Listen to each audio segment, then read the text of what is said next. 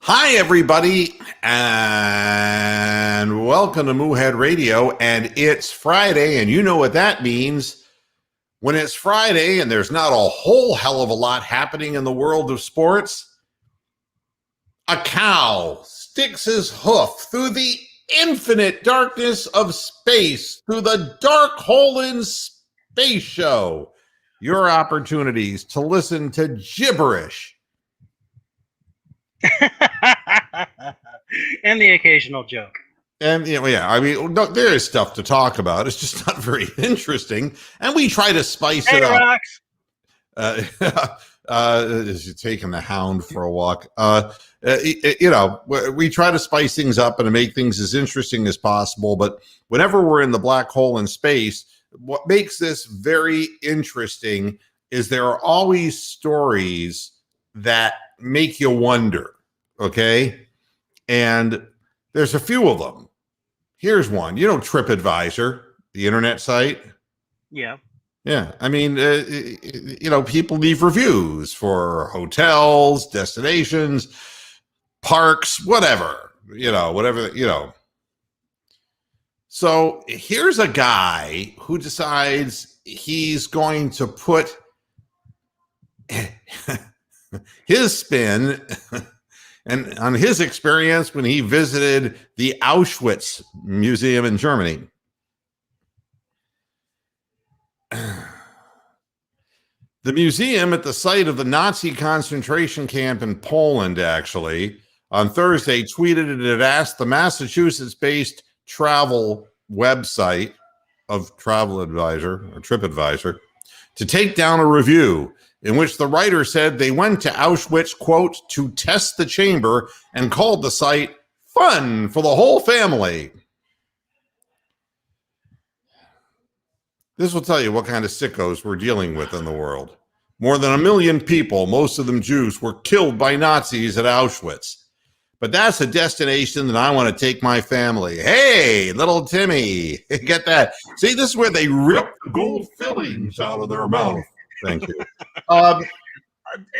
Yeah, on that little area of the world, my mom and I were watching the Who Are You on Channel 8, where they go back and do the ancestry. Well, they had Mandy Patinkin, and it turned out that some of his family that moved back to Poland ended up in Auschwitz, and didn't make it. So there's Key in the chat room, and here's Rick. Hi, Rick. Yeah, this is part of the black hole in space. Anderson Varejao is a cav again, kind of. At least one of his legs is still real. And it ain't the middle one. They should put a patch over one of his arms. No, seriously. And a hook for a hand. Yeah, exactly. He's a Brazilian pirate. Yeah, exactly. I mean, it's a little bit. A little bit strange for me. Now, if you haven't seen enough, there's a new way of how to keep your business going, especially if you're in the restaurant bar business in America, which has been very challenged because of the coronavirus. We have a bar owner charged with selling fake coronavirus vaccine cards. This really stoops to an all-time low, folks, but again, it tells you the world that we're living in. The Old Corner Saloon considers itself a small-town institution. It's sitting on a historic plot of land in California's Central Valley. The bar offers free pool, weekend karaoke. Ooh, would rocks love that. I am Titanic! And a regular ladies' night. Now, whether they're actually ladies in California, they kind of look like ladies. The place where old friends return, so its website says. But lately, patrons have been visiting. But if they're 6'2" or 6'3", probably not. And a big Adam's apple. Always check out the Adam's apple. That's a necessity. But they're right up. Those would be right up Amsterdam's alley. Trapmaster. Him and the Kinks album, yeah. Uh, the service that is unmentioned on its social media accounts accounts for all the positive Google reviews to buy a fake coronavirus vaccination card. That's right. The 59-year-old owner, Todd Anderson, is charged with 3 felony crimes. Can you imagine this? It's like, I don't really have the belief in getting the vaccine, but I'm going to lie about the fact that I did. What is it? Yeah, but people lie about shit all the time. Yeah, but what's in This it is just for one more somebody? thing that they can lie about.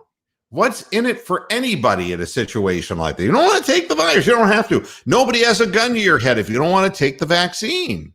No, Well, nobody's. not yet, anyway. I mean, and that's the argument that side would make. Then what do you need a fake card for? So somebody will get off your back? It's amazing. But in the black Well, hole, you never know. Newsom might start having CHP and everybody else start pulling people over for and checking their vaccination cards. No, maybe now they will because of idiots like this. But here's the beauty of the black hole in space. We can converge at a point in time. Boy, I'll tell you, I in a demonic mood, you know. Francisco Lindor. Speaking of demonic. He was 0 for 26 in his last 26 bats yesterday, and he had a big day yesterday. Finally, he walked 3 times and hit an opposite field single. Woo-ha. Unbelievable. He's hitting 161 this year to start out that $341 million contract for the Mets. And is it going to stay this way? Well, no, it's not going to stay this way. And he's keeping his composure about it. We know that the Frankie's a really good player. But the fact of the matter is that Lindor was never a big-time guy in postseason. As I recall, he, in a number of years, except maybe one, kind of disappeared. And here we go again. Now he's under such a big spotlight that if this thing doesn't turn around quickly, man, he's going to hear about nothing else for a long time to come because he wanted to go into the light of the sun, man. He wanted into the #1 market in the country. He wanted to try to resuscitate a New York Mets team that has been not so amazing. Not since Frank Viola was on the fucking mound. Not since 1969 and Tom Seaver. I mean, the New York Mets haven't exactly been, they've been the weak sister of, the Yankees. And if you can't get into a Yankees game, you can always get into a Mets game, I suppose. And you can always complain about the fact of how bad they are. But I think it's amazing that we would be in a situation where, as we look at Lindor at a 161 average, at the same time, we're looking at the Cleveland Indians, who have the 4th best record now in all of baseball. We must be in the black hole in space. How did this happen? Do you know how bad the Indians are? My goodness. There are things about the Indians that are just... They wouldn't even have the one Pyrrhic victory that Sitting Bull gave the other Indians. They're not good. They have a bunch of cast-offs. We got a bunch of Jake Bowers and people who are unproven. And it's weird because we're playing in this division where nobody seems to want to get the bull by the horns. We've got the White Sox right behind us. We just passed the Royals, who were ahead of everybody just a minute ago, 4 games, and the Indians sweep them in Kansas City. And then God only knows, the Twins and the Tigers are like, where are you? I know you're somewhere out there. Tony doesn't come on the program anymore because the thought of the Twins and the Timberwolves, it's too much for him. At the same time, it's like an overdose of sub-mediocrity. But that's amazing. The Indians have the 4th best record in Major League Baseball. Here's another thing that's really going to make you wonder in the black hole in space. The Cleveland Indians have 2 catchers who can't hit above the Mendoza line. Okay? Can't hit over 200. Now there is a certain thing, I guess, that would separate minor leaguers from major leaguers. And one would be if you're a sub 200 hitter. And if you were a great fielder, Roberto Perez has a great arm and he handles the pitching staff real well. He's out 8 to 10 weeks, by the way, with a finger fracture. So they bring up a guy named, what's his name? Rene Rivera. Rene Rivera is 37 years old. 37. He has played in a few different years. It's a Hispanic crash, man. The majority of his career is as a minor league player. But he's had a few shots. But, they all seem to have a shot in the same place. And that would be San Diego, which has been historically the dumping spot of all toxic baseball players. So I'm looking at this guy. Seattle. Yeah, Rene Rivera, and it's like, my goodness, he comes in and now he's played 1 game with the Cleveland Indians and he got 3 hits. He went 3 for 4 from the plate, and it's like, wow, good for him. Then I started thinking about it, and I said, I'm not thinking that he's as good a defensive catcher as Roberto Perez or even Austin Hedges as far as that goes. But he does have something very much in common with Austin Hedges, who is now the Indians' starting catcher. Austin Hedges has 4 hits this whole season, and Rivera has 3 in 1 game. That'll tell you how bad Austin Hedges is. Basil, this coffee tastes like shit. Yeah, but Austin, it is shit. Well, then I guess it's not so bad then. Well, and look at this guy's career. There he was in San Diego. Austin Hedges. They're all. I wanted to look at the stats of these people to see. What about the Marlboro Man, Amsterdam? It's like, where do they come from? Here's the deal. This is an overview of Rene Rivera's major league career. He started out in the American League back in 2004, 2005, 2006, and played a little bit for Seattle. But he wasn't ready. He wasn't ready because in 2006, he got 106 plate appearances, so he wasn't really playing full big league baseball, and hit a 152. So they went, eh. So then they traded him to the next bastion of sub-mediocre baseball, the Minnesota Twins, where he did them a favor by batting 114 times and hitting a 144. So off he went to San Diego. So we'll take him. That's San Diego. But his first year in San Diego, he gets 71 plate appearances. He hits a 254. But then the next year they said, we're going to give this guy a chance. And he gets 329 at-bats. He hits a 252 and hits 11 home runs with 44 ribbies. And it's like, not so bad. San Diego says, we're bringing him back again in 2014. Now, if you have been keeping track, from 2006 to 2011, he was in the minor leagues. From 2011 to 2013, he was in the minor leagues, okay? So now, in 2014, he has his big year. He comes back in 2015, and they trade him. They say, he's never going to be this good ever again. And they trade him to who? The Tampa Bay Rays. And with the Rays, he steps up. 319 at bats, and he's right back down to 178. It's like, so Tampa says we've seen enough of you and gets him to the New York Mets, which is another place where people land. And there he hits a 222 and proceeds in 2017 to have his banner year hitting 252.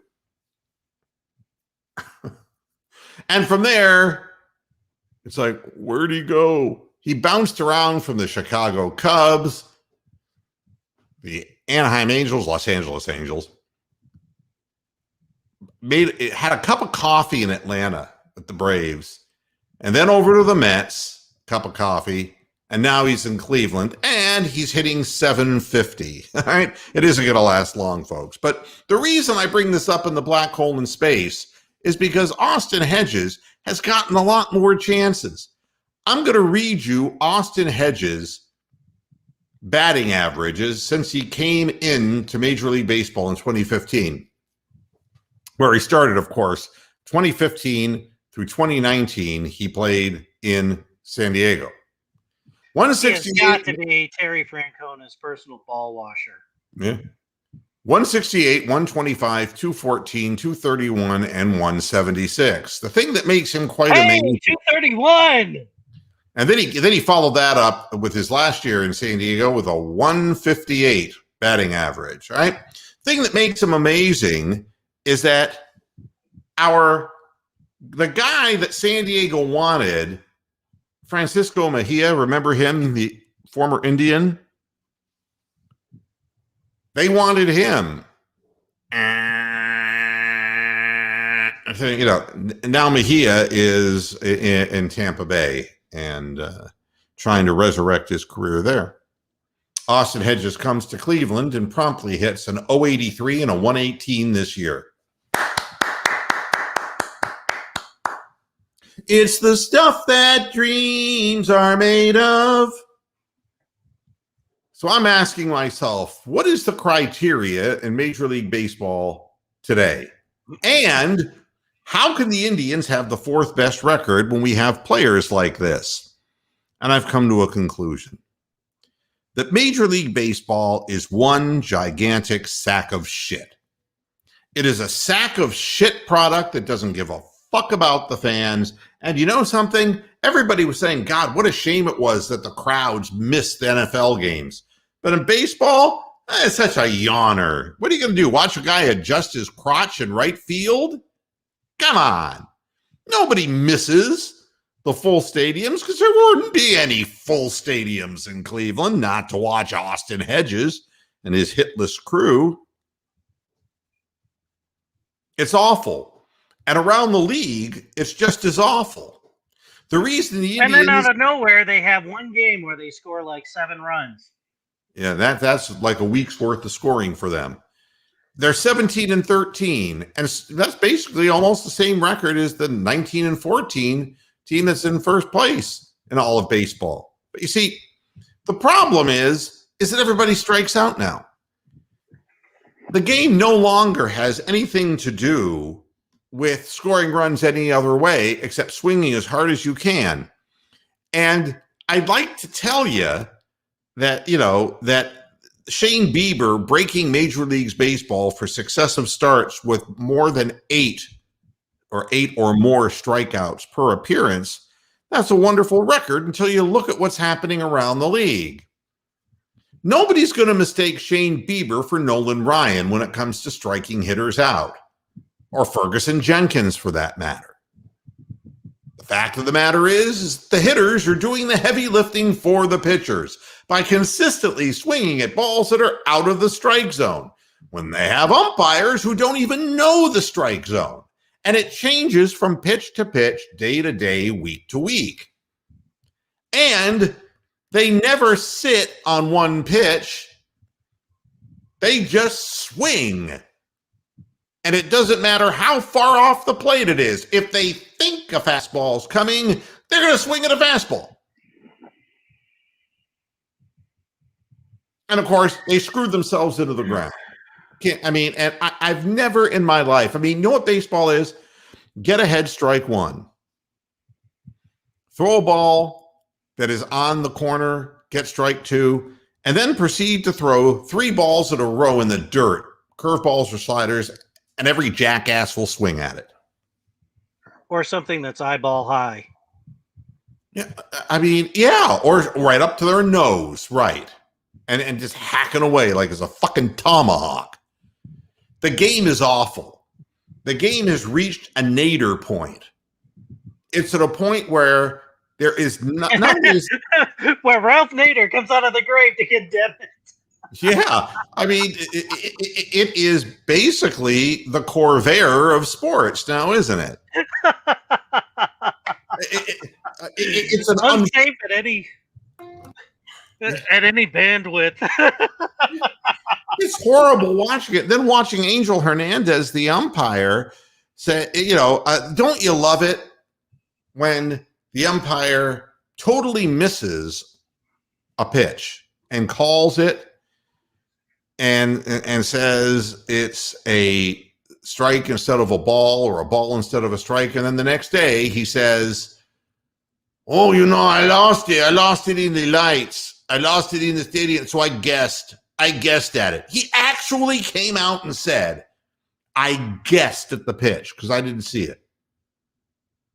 And you know something? Nothing happens to him because the umpires union is in thick like thieves with Major League Baseball, and they're horrible. They're incompetent. They should have been stripped of what limited authority they already have. The game should have been computerized so that these stupid calls don't happen. And they could put people on the field who are younger, more vital, who actually know the fucking rules of the game. Yeah. It's just ridiculous. And that's right, Rick. Nobody steals bases anymore because nobody hits against the shift. No one goes the other way. You can walk to second base. You get on, guy walks you. Then you can basically walk to second base because nobody thinks you're going to steal. And then if any one of these bozos would just hit the ball the opposite way through where half of the field is open, you've got to run. Can't even manufacture runs. Can't even do that. It's not even part of the vocabulary of the game anymore. You just stand up there and swing as hard as you can. And once in a while, there's a home run and ooh, ah, You know what watching a baseball game is like? Watching a baseball game is like watching a Stephen Rose 7-hour YouTube broadcast for the one moment that you've been waiting for. Yeah. Some random black dude flashing his dick and dancing around like a... I love you, Stephen. I do this because I love. But dude, these marathon shows. Clubfish TV. I've been doing this show for 16 years, man, and none of it is rehearsed. And I take a glance at stories, and that's about it. But it's 1 hour. I cannot imagine 7 hours. It's like, but watching a baseball game is just the same way. It's like you're watching men standing there doing nothing, swinging at bad pitches, and maybe a walk and a long ball.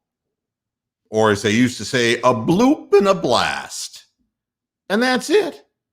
And you can go inning after inning, and the pitchers have no command. So they rack up pitches. I mean, the bullpens are being used more than ever. It's crazy. You don't find pitchers pitching complete games, and God bless the guy Means from the Orioles, no-hitter, good for you.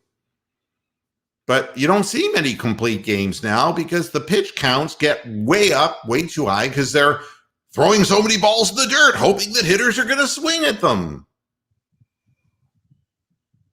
Hey, Steven has a sense of humor. I like that about him.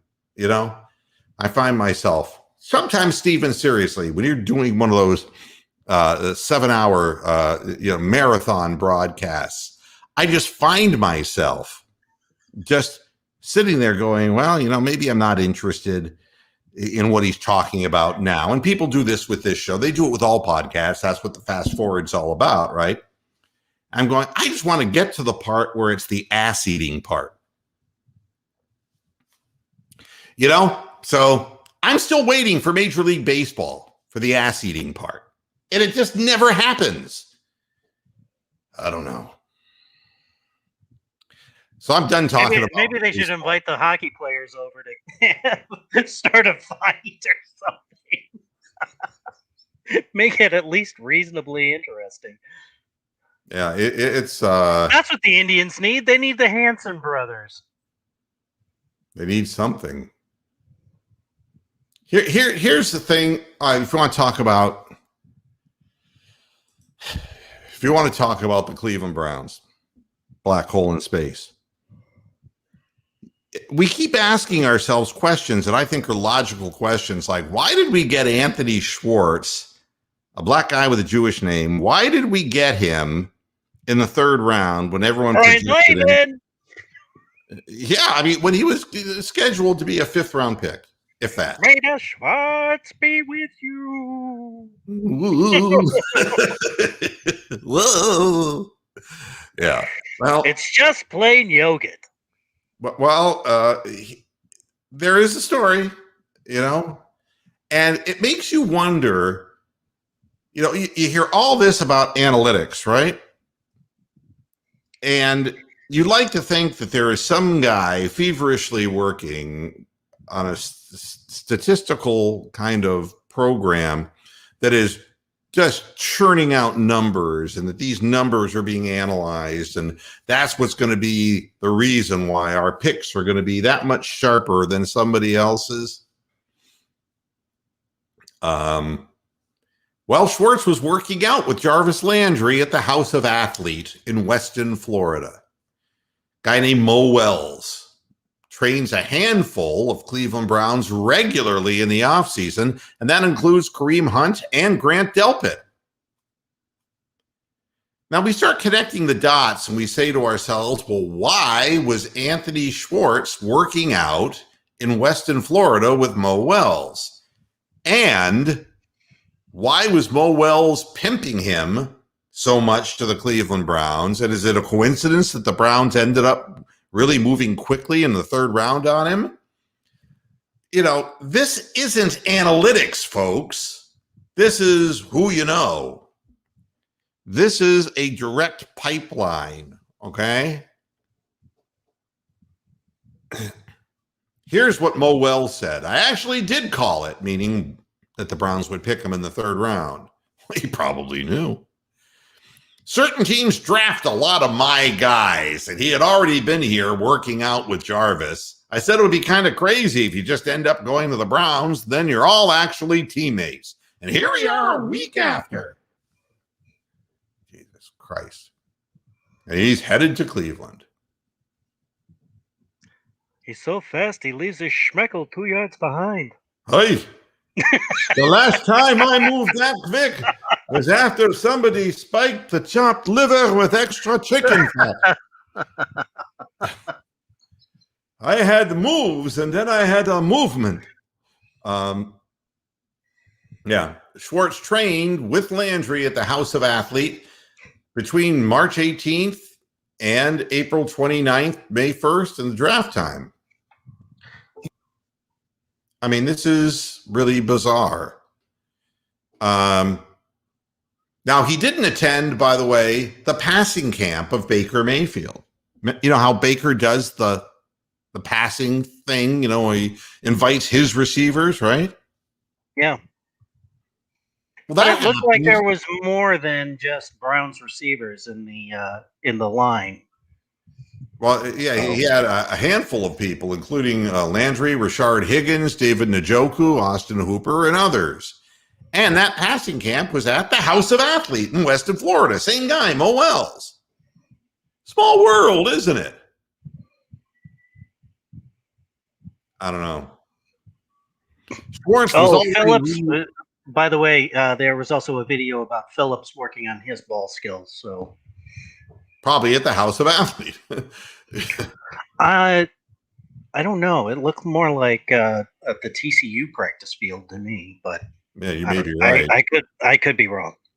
Now, Schwartz was already reunited with Landry this week back at the House of Athlete, but now with a different mindset, he says. Now that we're on the same team, we're going to be able to work even harder with each other, Schwartz said on draft night.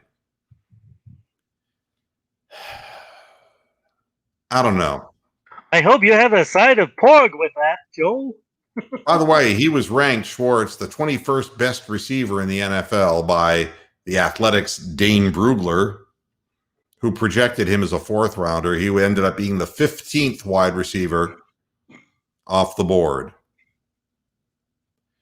But you wonder how much of this is really elbow grease on the part of the analytics people, and how much is it just who you know?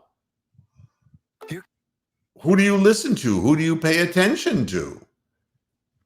And you're getting all this information. And if you're getting the information from the same group of people over and over and over again, you're going to see how good those people's opinions are. Because honestly, nobody can tell me that as it stands right now, and I'm not saying that Anthony Schwartz is going to be a bomb, and I'm not telling you he's going to become an all-pro receiver, but on the surface, he's not a third-round pick. Everybody knows that the Browns wide receiving core needed speed. We all knew that. The whole team needed speed, especially on the defensive side of the ball. But I honestly think that Schwartz and the kid from UCLA are going to be fighting for the same slot on the team. Well, I mean, this may be correct, but if you're a third-round pick, you don't get cut when you're a third-round pick. If you're a sixth-round pick, you're Felton, yeah, you go bye-bye. Nobody's going to say, oh, he's a sixth-round pick, no big fucking deal. But a third-rounder, third-rounder's there to stick. Well, we can't teach speed. That's the wisdom. That's not analytics, by the way. We can't teach speed. That's not analytics.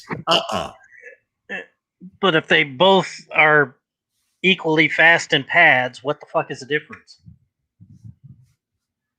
Well, we're going to find out how good he is. But I just wonder. But I do know that the kid from UCLA does have better hands for catching footballs. So. Well, I mean, there are things that Demetric Felton can do. The thing that's interesting is he ran the 40-yard dash in 4.58 seconds, which makes him like a linebacker. Okay. Well, there's football speed. What happens against competition and that's right. What they run a 40 in. Right. And I'll tell you something else about Demetric Felton. At the Senior Bowl, he was wearing GPS tracking data. He clocked in at 19.78 miles per hour, which was faster than first-round selection Kadarius Toney, who ran an official 4.39. So, the thing I always remember was William Green before he got into his girlfriend with a knife and all that shit. And I remember when the Browns chose him, and the question was, he just didn't have the burst. He didn't have the speed. And they went to his coach at from Boston College. I forget the coach's name. And they said, what about the speed issue? And the coach said, let me put it to you this way. I've never seen him caught from behind.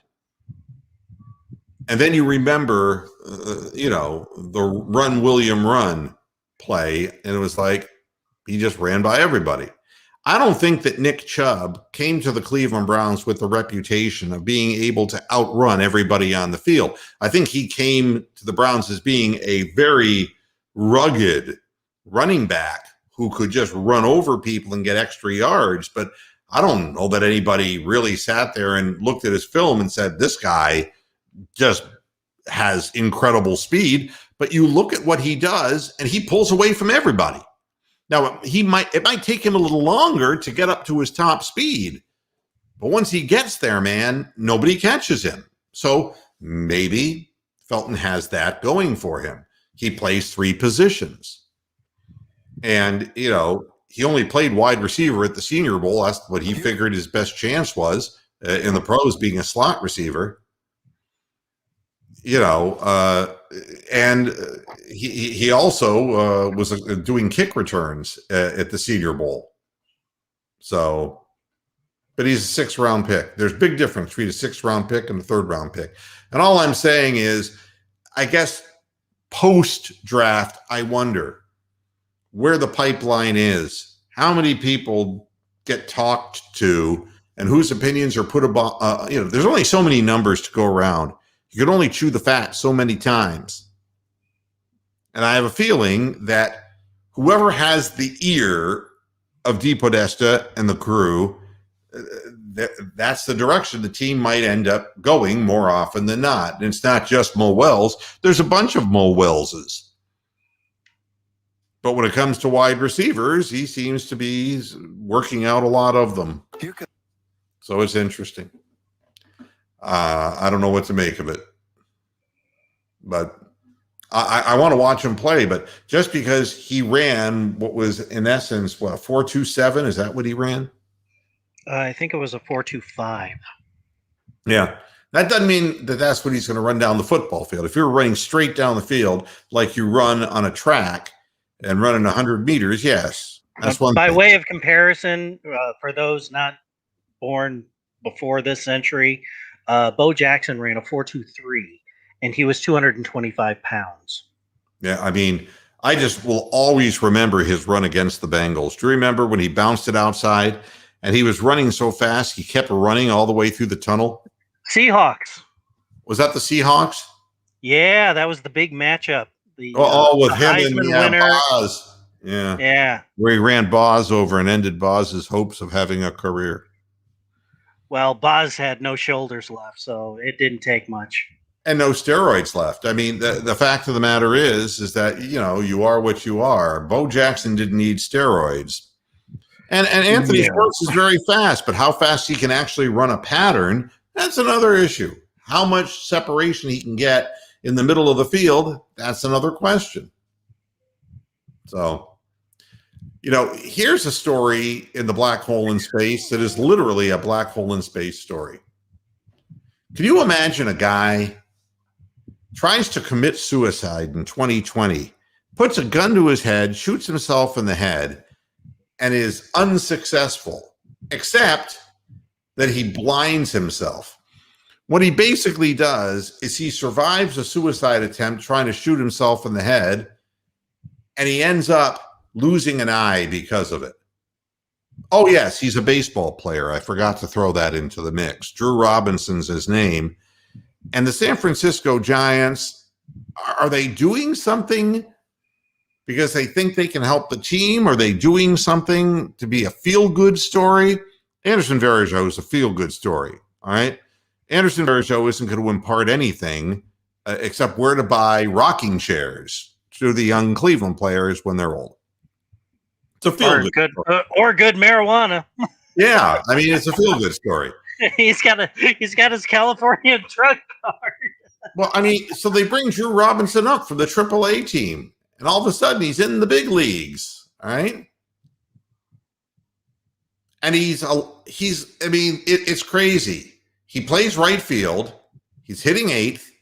Well, I remember the Falcons had a left tackle that was blind in one eye. But when you're a left-handed hitter, not having a right eye isn't exactly. I mean, things kind of sneak up on you, don't you think? He ended up. Well, but when you lose your one eye, you have trouble with depth perception. So gauging a 95-mile-an-hour fastball versus a 90-mile-an-hour fastball, let alone a breaking pitch. Yeah. Picking up the spin on a ball, all of it. Well, what's amazing is he went 0 for 4. And he struck out all 4 times. So he got a golden sombrero for his effort. And, the crowd was cheering him on. It's just one of those blind man in the bleachers, David Geddes moments. I'm sorry. It's a horrible, horrible 1970s song. If you've never heard the song Blind Man in the Bleachers, go to YouTube, listen to it once, and blame me. Okay. And remember, kids, there's no bleach bit for your brain. Yeah, there's no way to get that time back. Ugh. Yeah, but when you're a left-handed hitter, you know, he Well, worked. remember one of the Carradines did a movie about the one-handed or one-armed St. Louis Brown guy, Yeah, I kind of remember that. and it's sort of a similar thing. And then the other one was oh shit, Jimmy Stewart did a movie where he was a baseball pitcher who ends up losing his leg, and they voted him into the All-Star game, so he would have to hit and then limp to first base, and then they would let him have a pinch runner. I can't see that though. The casting on that, it'd be like, what? I mean, I just don't have a leg. What do I want to watch that for? Jimmy Stewart without a leg. I mean, as far as that goes, 0 for 4, and he struck out all 4 times. But, he looks at Austin Hedges and says, "You fucking bitch. Can you imagine how good I'd be with 2 eyes? Fuck you."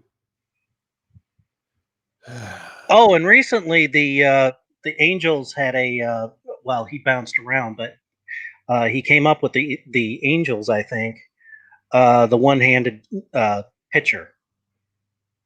Oh, Abbott. He had a the one-armed pitcher was the guy who, stymied us on a no-hitter.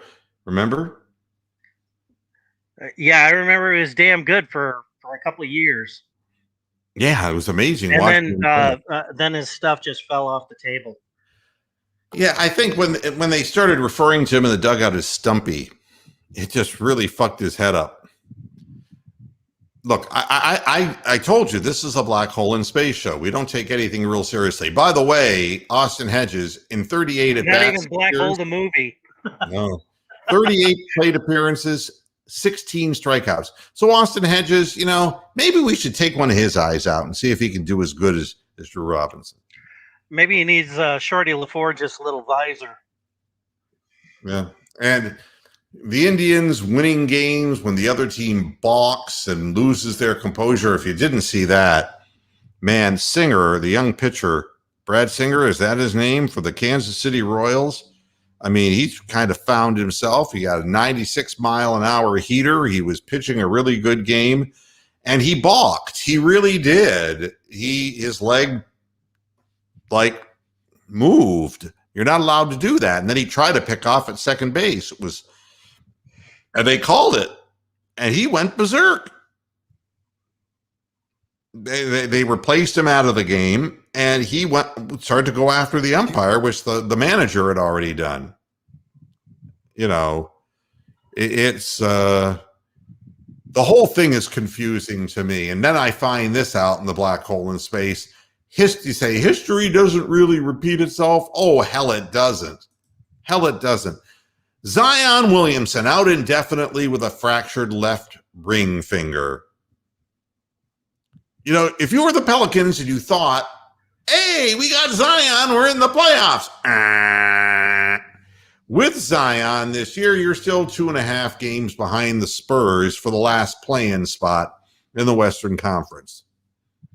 Williamson, he's doing fine. He's averaging 27 points, 7 rebounds, and 3.7 assists this year, and can't wait until he gets to Los Angeles. The other thing I wanted to mention is LeBron James. Your favorite, Brian, and I know that you would not lose any sleep knowing that LeBron is closer to the end of his career, but as much as said so, the leg injury that would not go away this year, the first time in his life he has missed more than 20 games in a season, and it makes sense because look at the mileage on him. This is the end. My only friend, the end. Yeah, and it was in France for Jimmy Morrison. What a place to die. Probably ate a baguette and croaked. No, supposedly he drowned in the pool. Oh, I thought it was the bathtub. Or was that Whitney Houston? Oh, who That's can what- keep track of them all? Yeah, and Elvis died on the toilet. Not the way So- I would want to go either. No. Elvis was on the toilet. Yeah. Elvis, poor Elvis. But the thing with LeBron, missing more than 20 games, and he had a very, not a cryptic quote, a direct quote. And he said, I'm not going to be 100% if I play.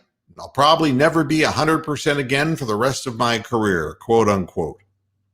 People got all over his ass saying, and I saw one guy, the guy who used to play at Duke, the basketball guy, he's an announcer, I forget his name. He said, Michael Jordan would never have said that. Michael Jordan. You know what Michael Jordan would have said? I'll bet you Give me the damn ball. I'll bet you $20,000 I can outdrive you. I'm going to hit this drive for more than 250 yards. I'll bet you 100,000. Anybody watch Michael Jordan play at the end of his career? I mean, it's like, hey, I give up. Who put the rubber cement in the bottom of his shoes? I mean, he couldn't get off the floor. He tried to bulk up his body to become big so he could maybe push somebody around. He couldn't get off the ground anymore. And you look at the age, and of course, Michael Jordan had his period of, thinking he could play baseball. So the basketball mileage was nowhere near the mileage that LeBron has put on his frame since, early on 2003, 2003, 2004. He's been around forever. 18 fucking years he's been around. And it's a matter of time. He's human. His body is breaking down. And this is the first sign. When the legs go, the shot goes. And when the shot goes, the career goes. I can't tell you how many guys I've seen just lose the elasticity in their legs, and that's it. I mean, what are they without that? LeBron's got a tremendous basketball IQ. I'm not suggesting that LeBron is done playing, but it's like I told people when he left Cleveland for the second time. It's like, be thrilled, be happy for him. His business interests and his son's interests lie in the school that he's playing for. And the business stuff is all the production stuff that LeBron's company is doing. He's doing exceedingly well financially outside of basketball, setting up a life after scenario, which is something that, I talk about all the time, athletes not doing that enough of. But, he's in Los Angeles. He won them a short season championship, and now they're losing like there's no tomorrow without him. And then AD's been down, and, when you don't have all the great players in the game and you're forced to play, you start looking more like the Cavaliers, is I guess what I'm trying to say. You get people on the floor who it's like, what in the hell are you bringing this guy out on the floor for? I don't even know the names of the Cavs players anymore. It's gotten so bad. I mean, and bringing up Anderson Varejao, it's like bringing up the Taco Bell lunch that I had like 6-7 years ago. Well, Lakers now. Big Beef Burrito Supreme. Yeah, I mean, and people in Los Angeles are saying, goddamn Genie Bus. We can't, bus keeps running us over. But they knew when they got LeBron, they signed him to the longest deal they could sign him to, basically. What, they signed him for, 3-4 years? Is that what they agreed to? And you knew that at some point, with the way he plays the game, he's going to slow down. It's amazing how he's held together. His points scored, his assists, his rebounds, it's been amazing. But this year, man, is the first year where it started breaking down. And this was an inevitability. That's right. For everybody who will ever play the game. And look at Zion. He started playing hurt regularly, and he's a young man. He started playing basketball at the age of 18. He was still 18 years old when he signed his contract with the Cavaliers and got drafted. And the summer camps and the places he was going and the types of basketball he was playing beyond high school over the summer, since the time he was 15, he was working out and playing on courts with professionals in the summer. I mean, it's an incredible run. His body, I mean, he does yoga. I mean, LeBron has done everything. He's done yoga, human growth hormone, before they outlawed that. I mean, he is literally the rare case of a guy who could put this kind of mileage on his body. And as a professional, he transformed his body. Yeah, he went from a skinny little black kid to Mountain Man. Yeah, well, Mountain Man was a little assistive, and he got kind of away from Mountain Man when the league said, no more of that. So he went from 270 down to 260. Yeah, but look at Dwight Howard. Dwight Howard's entire game was human growth hormone. Are you kidding me? And the thing is, his whole game was dunk the ball. That's because he was.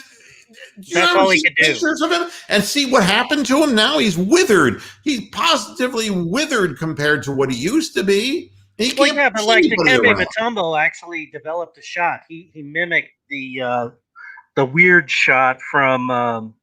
What the hell is Monkey Arm's name? The one, Kevin McHale. He took on practicing Kevin McHale's up and under shot and got really fucking proficient with it. And it kept his career going far longer than a lot of those other guys from the Nuggets. Well, I mean, look at Carmelo Anthony. I mean, Carmelo Anthony was just wheeling and dealing over the Cavaliers, but that's not saying a whole hell of a lot. But still, he knows how to get his shot because he knows how to play the game. And part of this is not just a health thing. It's a mental thing and how you approach fitness. And Melo got heavy for a while, got himself back in shape, and now is making positive contributions to the Trailblazers because of it. He knows how to play the game. LeBron James is, in my mind, the greatest player who's ever played the game. But there is going to be a point in which there's going to be a noticeable drop-off. And the way that it usually starts is this way, is that a injury that is a lingering injury that doesn't heal. Yeah, but Larry Bird blew out his ankles being, Mr. fucking hustle all over the court. And so, his game went straight off the cliff, too. Well, Larry Bird... I think his last season he played 12 games. Well, Larry Bird was famous for flopping after every time he shot the ball. He'd do the up fake, and then he would get, there would be minimal. Yeah, but he would also dive for loose balls. And he destroyed his back. Do the crazy fucking shit to anything he could do to win a game.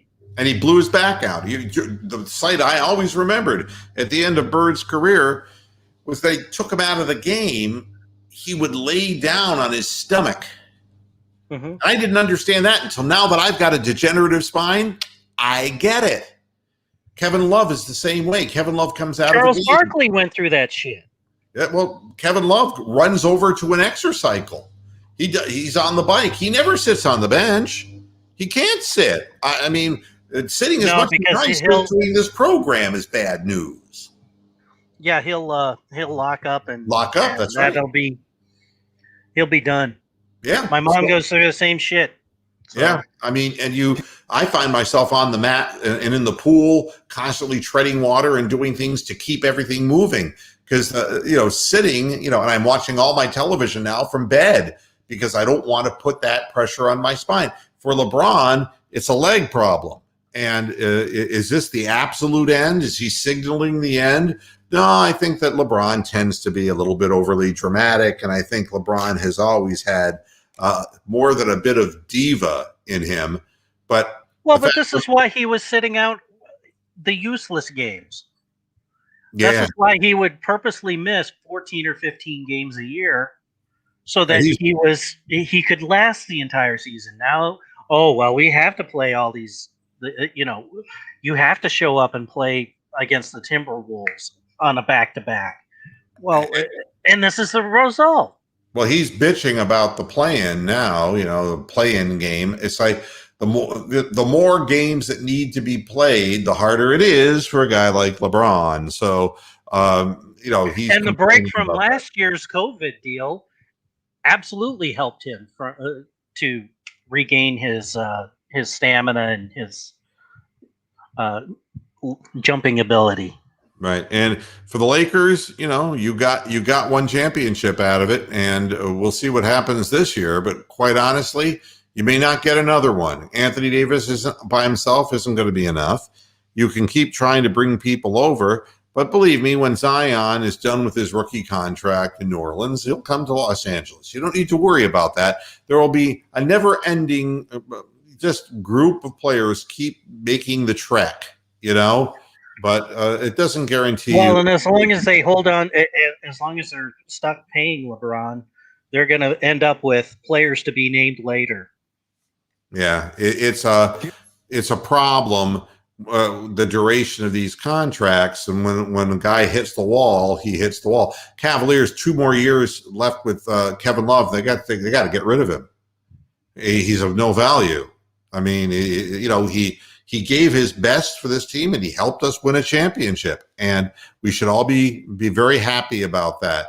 But the fact is that he's frustrated and going through what he's going through because he knows he can't do it anymore, not night to night, and he can't earn playing time against no-name guys. And the Cavaliers now are just in sink to the bottom of the pit mode. And to get into the 14%. Well, and he can't play against the no-name guys on the other teams. No, I mean, the Cavaliers got to join the 14% patrol of trying to get a top pick in the draft. And there's no real tanking anymore because the bottom, however many, 7 teams have an equal chance. So that's kind of the way it plays out. One more story before I get out of here. And, there are some things that – players do things. There's no real reason for it. And that I hate Pittsburgh. The Steelers, fuck the Steelers, right? Well, Alejandro Villanueva, the former tackle of the Steelers, has joined the Ravens, and we knew the Ravens were going to do that. But he came in bad-mouthing the Steelers, ripping on his ex-team. Well, and basically was ripping over Juju Schuster-Smith. He was just ripping on his ex-team. Now, you got to play them twice. Somebody's going to go low on him. Somebody's going to, it's stupid. You should be happy. He's pissed off that the Steelers went into going into a rebuild, so they can, pay less out and they can start drafting more young talent. Time comes and he's of an age, 31, 32 years of age, where that's it, and the Ravens needed an offensive tackle big time. So they got him. He should be thrilled that he's leaving Pittsburgh because they have one more year of Ben, and Ben will be hurt halfway through the season. And they fucking re-signed Mason Rudolph for another goddamn year, The Steelers are in deep shit. He should be thrilled that he's gone. He should have nothing bad to say about the Steelers because he's going from a team that's sinking into the pits of the earth to the Ravens, who right now are the best team in the AFC North. What's he complaining about? Could it be that he's just a dumb, stupid fucker because he was in Pittsburgh for too long? It's entirely possible. So at any rate, I made my hour. I also think that he didn't like a lot of the placating to some of these little mouthy shits that that wanted to kneel for the flag or didn't want to come out of the fucking tunnel during the national anthem or all this other fucking hoopla. You got to put up with the way people are today. Players, young players. It's hard to teach them the right way to play the game. And now he's got a forum in which he can fucking finally voice his opinion outside of the Steeler locker room. So, Well, if it's that big a deal, I mean, fuck Villanueva. I hope somebody hits him low. I mean, he's an ex-Steeler and he deserves to get it. And as far as I'm concerned, it's bad mouthing your old employer when it gives you an opportunity to not play for a team that's, and to play for a team that's really trying to win as opposed to trying to rebuild. It's all good news for him, except his ego's been crushed. And as far as the flag thing, yeah, look at what's happened since the flag thing. We're so beyond that, so far beyond that. Things have gone so bipolar between people and their beliefs. The flag thing is pure innocence compared to storming the Capitol and burning businesses in major metropolitan areas and doing photo ops holding Bibles in front of burned down churches. And, we're way beyond the Star Spangled Banner. If that's his problem, he's got a problem. Hey, Mark Lewis, there he is. What's up, Mr. Moo? Been a while since I got to shout out to you. I'm glad the Browns are growing up. I hope the Indians continue to play decent baseball. I don't think the Indians are playing decent baseball. No. I think everybody else don't count on that, Mark. This is a 200 winning percentage team, so no, don't count on that happening. Well, I'll tell you this: the teams in their division are just that bad. They're just as bad as Cleveland in a lot of different ways. The thing that's amazing about the Indians, and I don't want to pontificate, is that we lost all this pitching, and I'm not going to tell you that. I mean, I don't know what Cookie's doing. What's Carrasco doing? Rick would know that.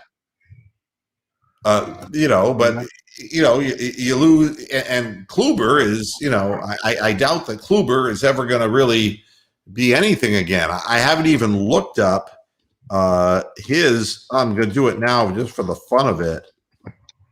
And Indians at first place. Well, I mean,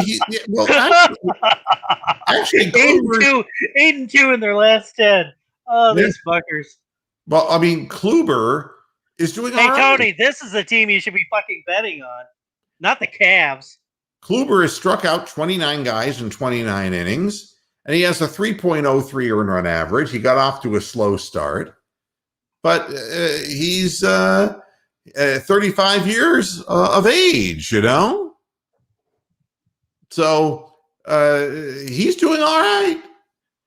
I mean, and if you want to know the truth, like I was saying in the beginning of the program, you want to know how bad the hitters are, look at Brian Shaw coming back and pitching for the Indians at 35 years of age, and he looks like the old Brian Shaw. He's throwing 95, 96 miles an hour and getting major league hitters out because they strike themselves out.